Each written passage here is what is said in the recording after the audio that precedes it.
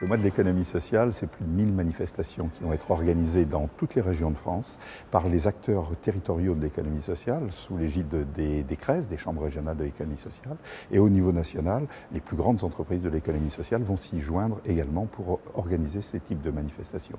Pourquoi toutes ces manifestations? Pour que les acteurs de l'économie sociale puissent montrer ce qu'ils font, montrer leur diversité, mais aussi prendre bien conscience qu'ils appartiennent à la même famille, qu'ils soient associations, mutuelles ou coopératives. L'économie sociale et solidaire, c'est une économie fondée sur des valeurs que les acteurs mettent en œuvre chaque jour. Des valeurs de démocratie dans le fonctionnement des entreprises, des valeurs de solidarité pour répondre aux besoins de la population, des valeurs de responsabilité pour mettre en œuvre le développement durable, mais aussi ce sont des entreprises sans but lucratif. Ce que veulent les CRES, c'est ce que veulent les acteurs de l'économie sociale et solidaire, c'est-à-dire être entendus et reconnus comme des contributeurs très positifs à l'économie de la nation, mais aussi à sa cohésion sociale.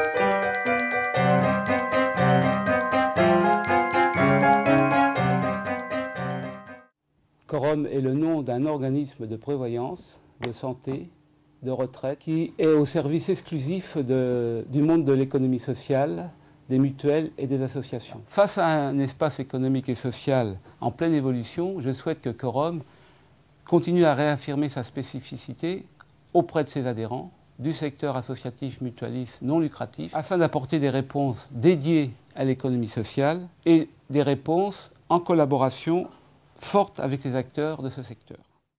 Première fonction pour le Crédit Coopératif en tant que banquier, c'est de financer l'économie sociale et solidaire en lui apportant l'argent dont il a besoin.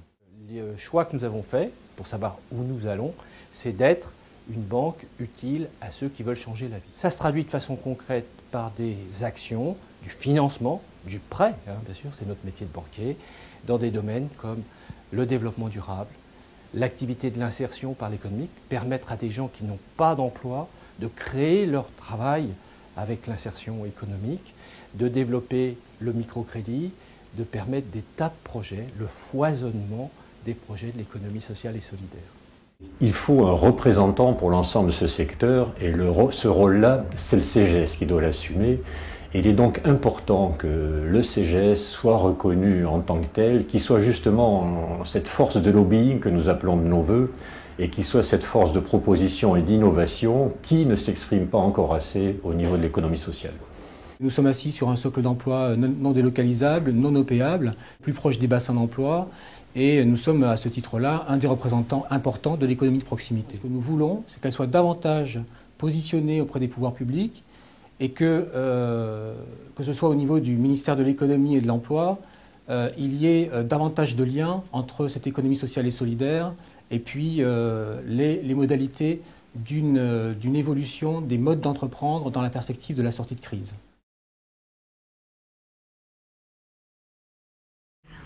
Eh bien, France Active accompagne le mouvement de l'économie sociale et solidaire et notre vocation est de croître de 20 à 30% par an et nous voulons accompagner de mieux en mieux les porteurs de projets, expertiser leur plan de financement, leur trouver des ressources pour développer leur activité.